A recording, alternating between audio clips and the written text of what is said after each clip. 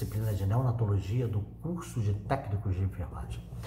Estamos falando sobre a adaptação da gravidez uterina, mais precisamente discutimos tudo sobre a fisiologia respiratória fetal, né? Tudo de interesse, de maneira sintética, que é o curso técnico, e agora que a gente entendeu, se apropriou desse conhecimento, vamos ver a criança nascendo, como é que ela tem que se adaptar. E antes ela tinha a mãe e a placenta para, né?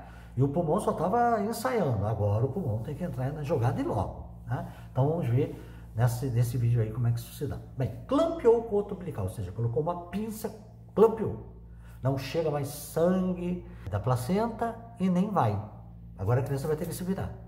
Isso vai fazer com que desabe o oxigênio, ainda nem cortou, ainda vai cortar, mas já clampeou, já acontece isso.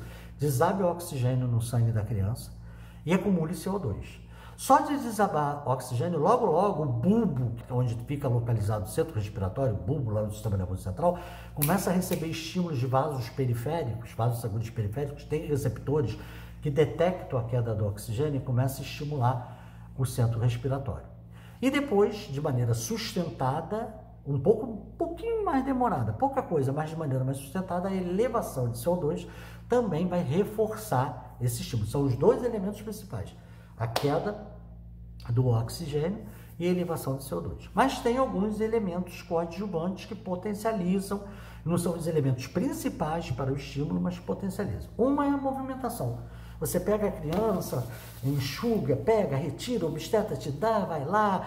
Isso movimenta as articulações do bebê. Nós, até burro velhos, temos receptores articulares. Quando a gente movimenta o fluxo dos músculos esqueléticos, movimenta as articulações, a gente aumenta a frequência respiratória. Se quiserem fazer um teste, pega alguém na sua casa, está lá tranquilo, com a respiração tranquila, pega o braço dele, o antebraço, a mão, começa a mexer a perna, os dedos.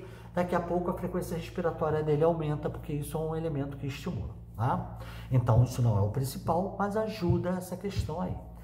Além disso, tem o URN, que depois isso é perdido, nós não temos, a criança maior também não tem, ele tem receptores cutâneos que também são capazes de estimular a respiração, e nós perdemos isso. E esses receptores, eles são estimulados pelo tato, não é só pela movimentação articular, não, pelo tato. Por exemplo, você pegar os dois pés e bater na planta do pé, não é dar uma surra na planta do pé, quebrar o pé da criança, só bater. Ou então, em volta da coluna, fazer a coluna vertebral, você coloca a criança no dorso, na região dorsal, e faz esse tipo de movimento. O próprio enxugar, mesmo que você não sacuda lá a cabeça, que não é para ficar sacudindo a cabeça da criança. O enxugar, isso faz um estímulo também secundário que potencializa a parte respiratória. Isso não tem em adulto, não tem em criança maior, mas tem no recém-nascido e no lactente mais jovenzinho. Também, por via desses receptores cutâneos, a sensação de sair do ambiente aquoso, aquático, e de repente ir para um mar de ar, essa mudança de interface, também estimula o centro respiratório e também é algo que é perdido, né? Não adianta pegar um velhinho, pegar uma criança maior, colocar dentro de uma banheira e tirar, achar que isso vai aumentar a frequência respiratória, que isso é perdido, mas isso contribui. Então, o que vai fazer o centro respiratório comandar é, de maneira importantíssima e imediata, queda do oxigênio e um pouco depois, de maneira mais sustentada, elevação de CO2. Né? A elevação de CO2 para os receptores lá do crânio, intracranianos, né? No sistema nervoso central, por isso que demora um pouco mais, mas a detecção da queda do oxigênio já é dada por vasos sanguíneos. Alguns vasos sanguíneos já detectam isso e já mandam informação lá para o sistema nervoso central. Secundariamente, também a movimentação da articulação da criança, a mudança do ambiente aquoso para aéreo e a pessoa e o movimento, né? Atrito na pele, também são elementos que estimulam. Bem, a criança, quando ela tem que expirar, ela tem que fazer uma pressão maior do que normalmente ela faria, porque ela vai ter que inflar o pulmão. Se eu fosse um bebê no meu tamanho, seria uma respiração assim, ó.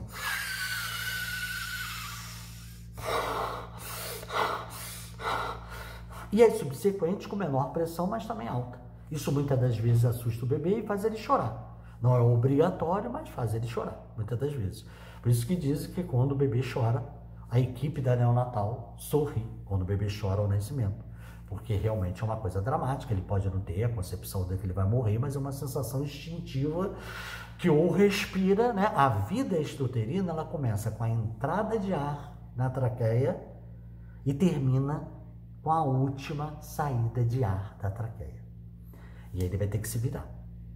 Bem, e a água que estava dentro do alvéolo? Essa água toda joga-se fora com própria expressão, pela contração uterina, por ele passar pelo desfiladeiro pélvico, aquela contração toda empurra a água e joga ela para fora. Além disso, o bebê, pelo trauma não só do parto, como do processo, né, da entrada do trabalho de parto, faz com que ele libere noradrenalina do simpático e da medula da suprarrenal, e a noradrenalina bloqueia a secreção daquelas glândulas que secretam para o alvéolo.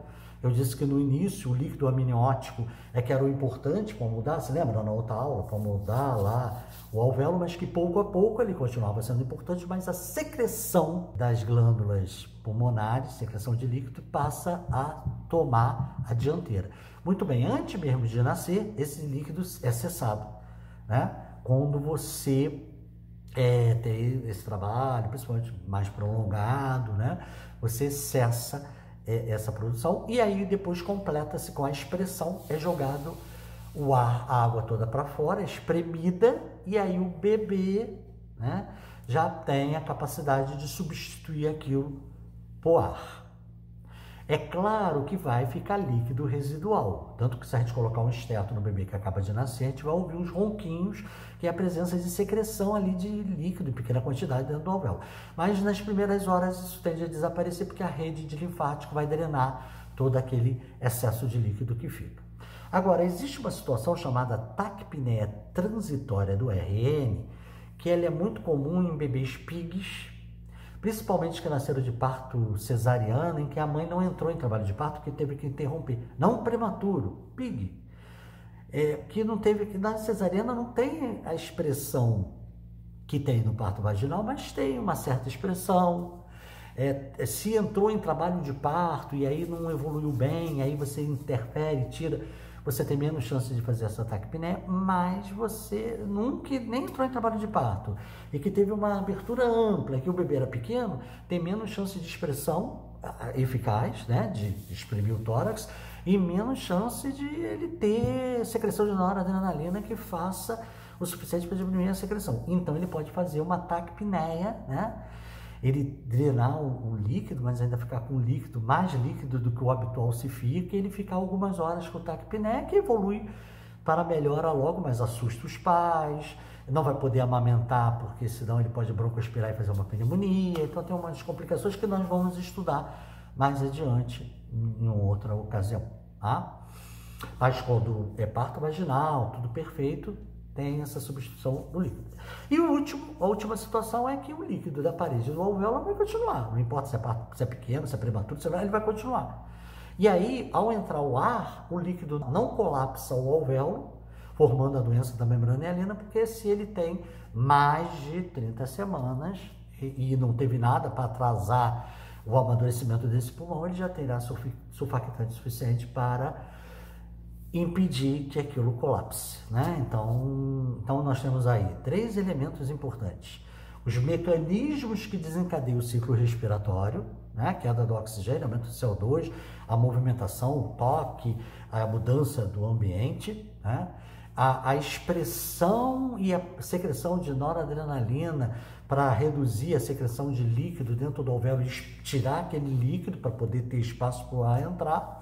E a presença do surfactante para, uma vez o ar entrando, o alvéolo não colapsar. São os 3 elementos que, se estiverem funcionando direitinho, o indivíduo, belezinha, ficou bem adaptado sob o ponto de vista respiratório. Bem, então, sob o ponto de vista respiratório, nós já discutimos.